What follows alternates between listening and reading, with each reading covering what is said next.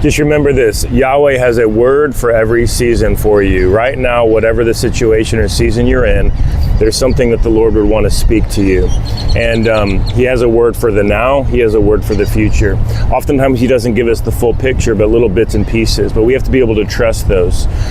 For example, when he was moving the Israelites out of Egypt into the promised land, there was promises that he gave them about where they were headed, but they didn't know exactly how they were going to get there, and they didn't expect to be in the wilderness for so long. Sometimes we find ourselves in those seasons and we're not really sure why we're there, but God has something to speak in the midst of it. One, he wants to show us his provision. Two, he wants to show us his pleasure as we look to him and seek him above everything else. And thirdly, he really wants us to not be afraid.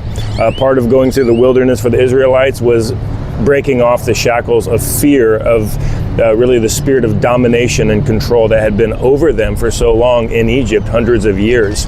They had to be able to break that off so that they could enter into the promised land with a new mindset.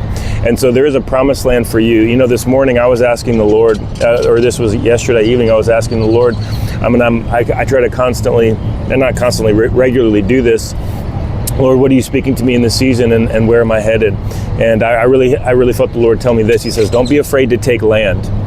Don't be afraid to take land. I think that's a word for some of you guys today, those who are watching this, and whenever you're watching this, whether it's today or in the future. But don't be afraid to take land. What the Lord has spoken to you, don't be afraid to take hold of it. Don't be afraid to go after it. And trust him in the season. When you don't see things clearly, it's okay. Trust in Yahweh. He'll show you the way. Okay? God bless.